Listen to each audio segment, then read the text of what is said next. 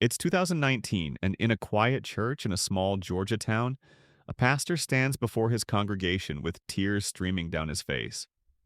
He's not reading from scripture, he's not delivering a sermon, he's reading a letter that will change everything.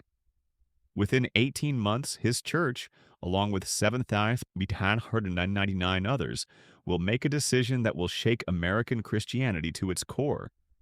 They will vote to leave the United Methodist Church, the third largest Christian denomination in the United States. But here's what makes this story truly remarkable.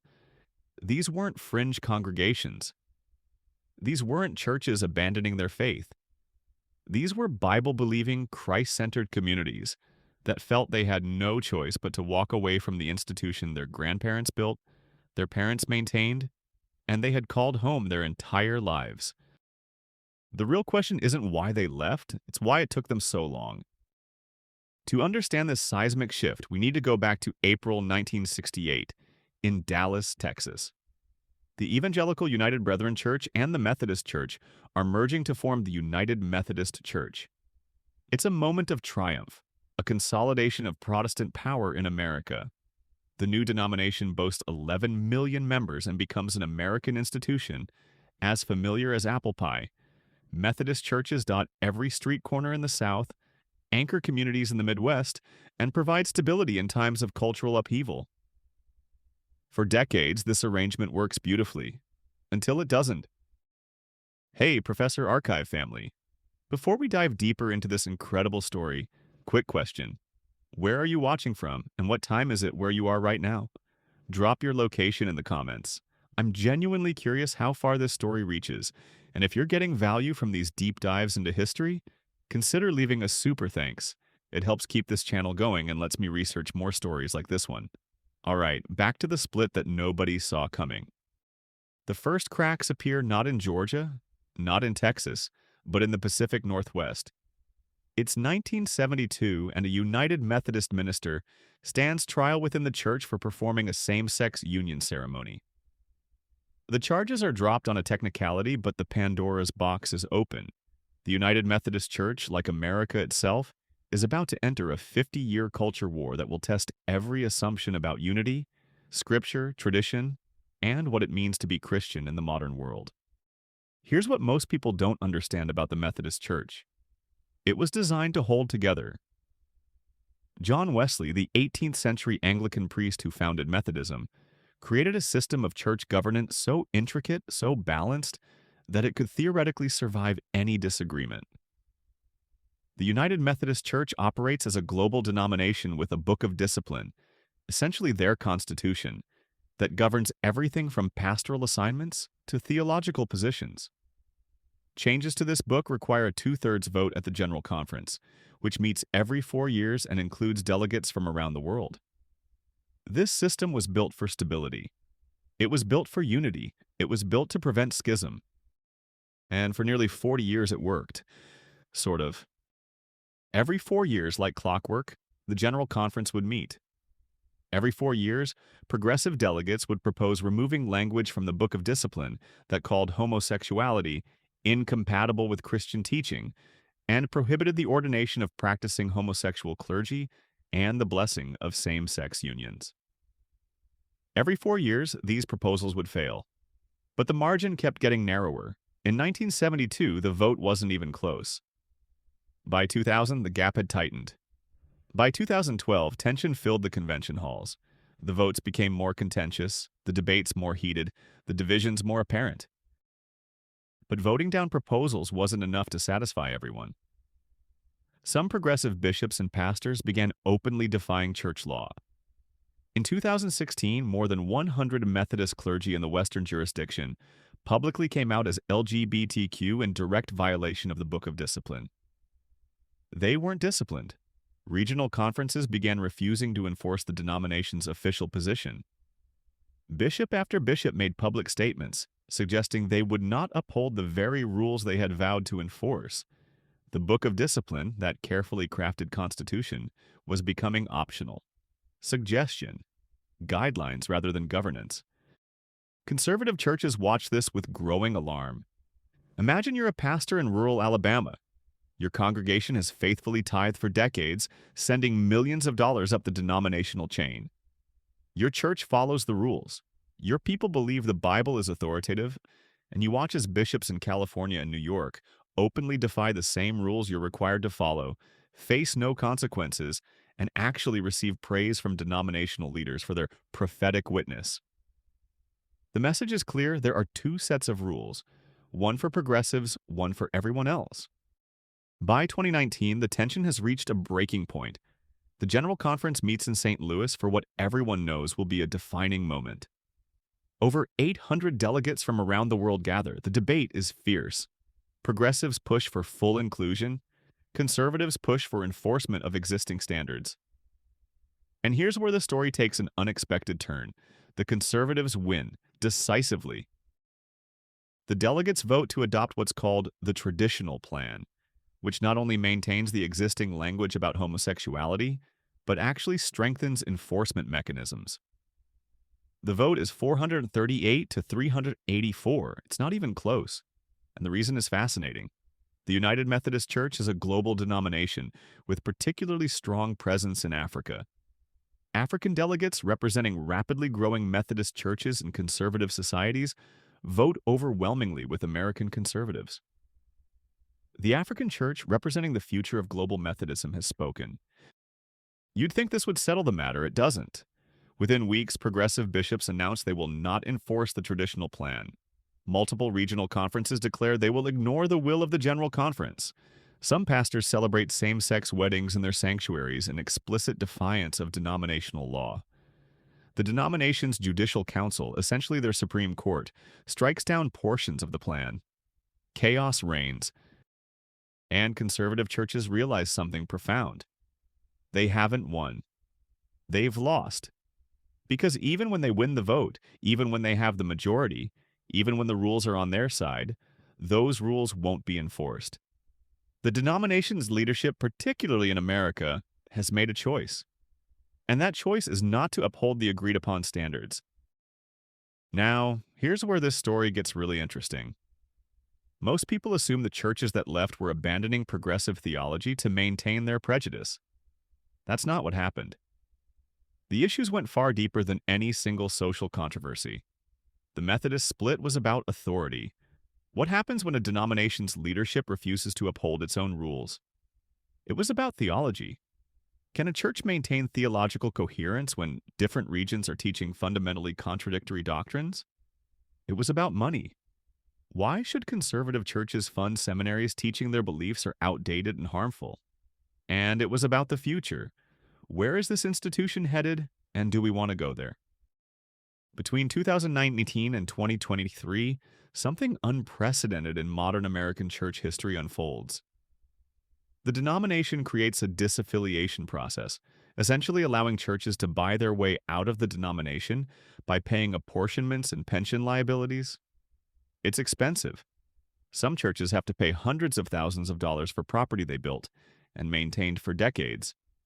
But they pay it anyway. In 2022 alone, 2,058 churches leave. That's over 5 churches every single day choosing to walk away. Let me paint you a picture of what this looks like on the ground. First United Methodist Church of Anytown, USA, built in 1887.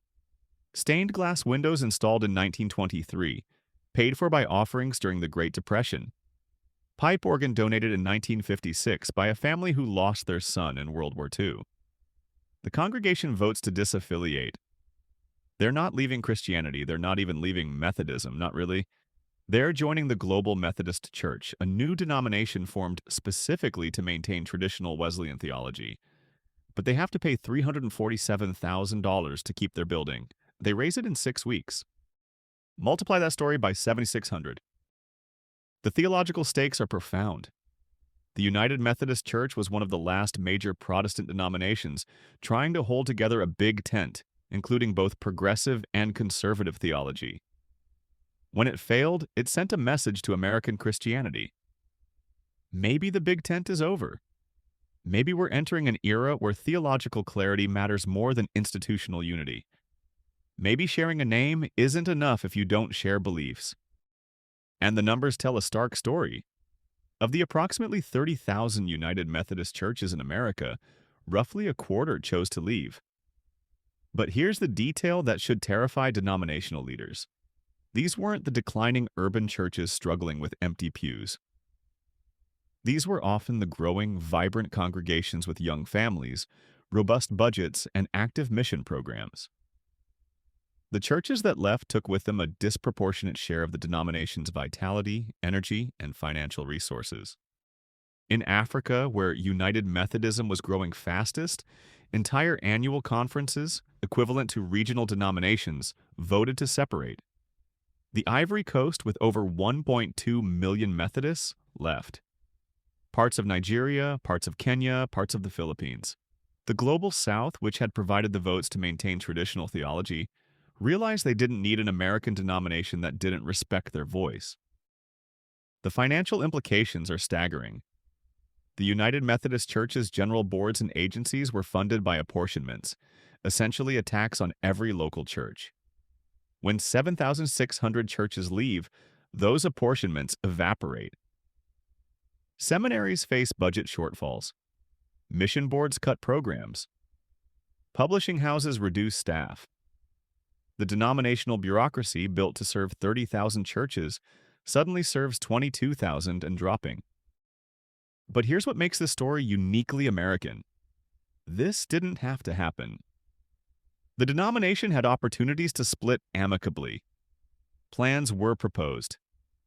Divorce, if you will, doesn't have to be acrimonious if both parties want different things.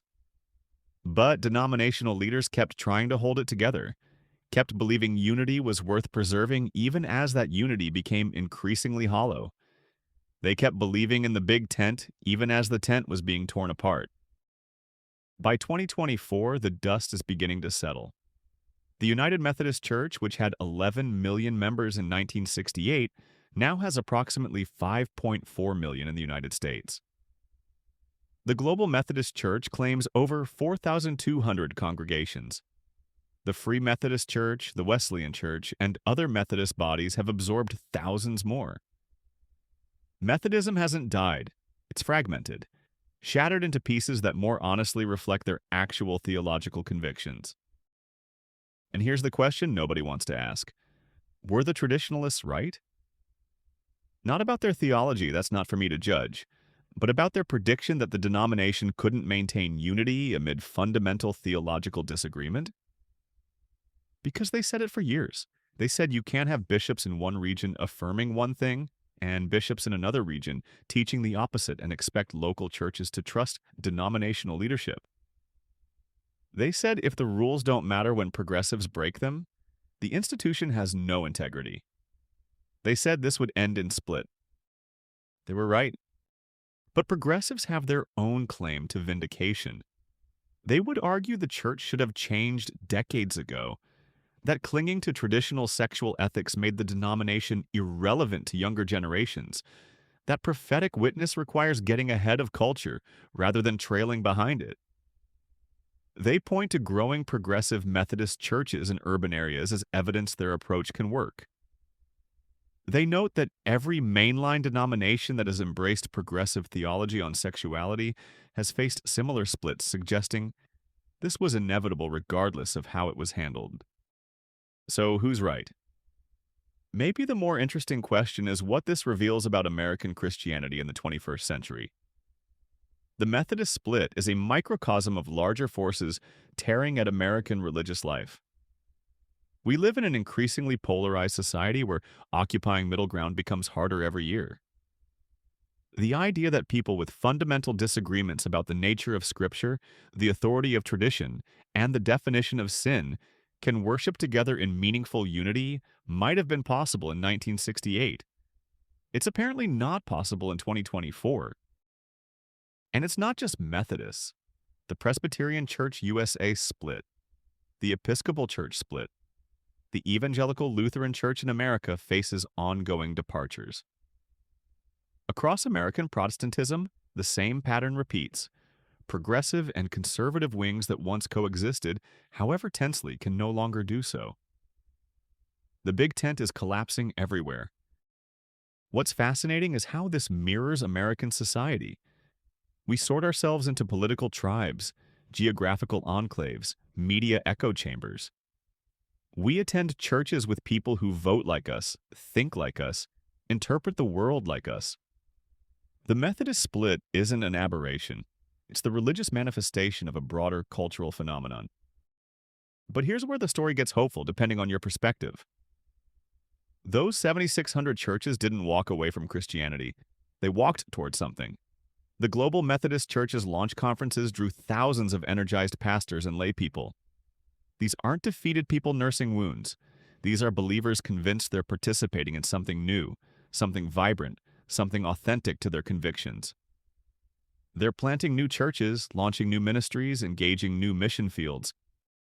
Similarly, the remaining United Methodist Church, smaller but more theologically coherent, is discovering its own energy.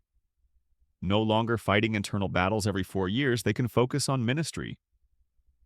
Progressive Methodist churches in places like Seattle, Portland, and Minneapolis report renewed vitality. They can finally be who they wanted to be without constant opposition. Maybe the split, painful as it was, allows both groups to thrive in ways the forced unity prevented. Maybe sometimes institutions outlive their usefulness. Maybe the question isn't how to prevent denominational splits, but how to conduct them with grace, allowing different visions of Christian faithfulness to each find full expression. The financial consequences, though, are real and lasting.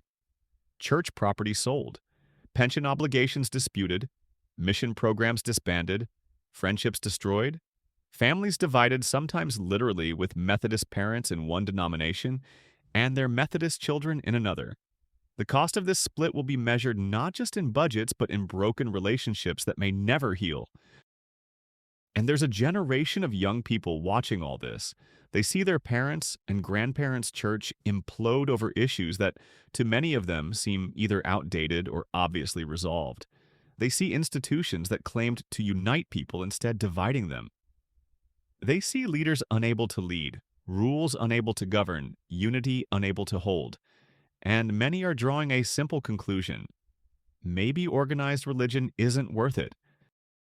The Methodist split is a cautionary tale about the limits of institutional unity.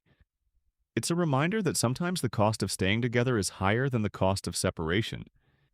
It's evidence that in pluralistic America, creating space for genuine theological diversity within a single institution may be impossible. And it's a demonstration that even the most carefully constructed church governance, even the most detailed constitutional structures, cannot substitute for shared conviction. So where does this leave us? As of late 2024, the dust is still settling. Legal battles over property continue. Some churches remain in limbo, unable to afford disaffiliation but unable to stay in good conscience. Regional conferences count their remaining congregations and calculate new budgets based on dramatically reduced income. Seminary enrollments decline. Publishing houses merge. The institutional scaffolding that supported American Methodism for over 2 centuries is being dismantled piece by piece. But in local churches, something else is happening. Congregations that left report relief. They're no longer fighting institutional battles. They can focus on local ministry. They know what they believe and why. Churches that stayed report similar relief. The constant tension is gone. They can move forward with their vision without internal opposition. The real test will come in a decade. Will the Global Methodist Church prove sustainable, or will it fracture further as conservative coalitions often do? Will the United Methodist Church stabilize or continue declining? Will the theological clarity each group sought actually produce the vitality they hoped for? These questions remain unanswered. What we know is this: 7,600 churches representing millions of Christians decided that institutional loyalty wasn't enough. They needed theological coherence. They needed leadership they could trust. They needed a denomination whose official positions matched its actual practice. And when they couldn't find that in the United Methodist Church, they left. They didn't walk away from Christianity. They walked toward a vision of Christianity they could embrace without compromise. Whether that vision proves sustainable, whether the cost was worth paying, whether future generations will view this as faithful witness or tragic schism, only time will tell. But on that day in 2019, when that pastor in Georgia stood before his congregation reading that letter, tears streaming down his face, he was participating in a moment that will define American religious history. The moment when one of America's foundational denominations learned that not all things broken can be fixed, that not all unity is worth preserving, that sometimes the most faithful thing you can do is say goodbye. The Methodist split isn't just a church story, it's an American story. It's about what happens when institutions can't adapt fast enough for some and adapt too fast for others. It's about the limits of compromise when core convictions collide. It's about the price of authenticity in an age that demands it. And it's about 7,600 congregations that loved their church enough to leave it.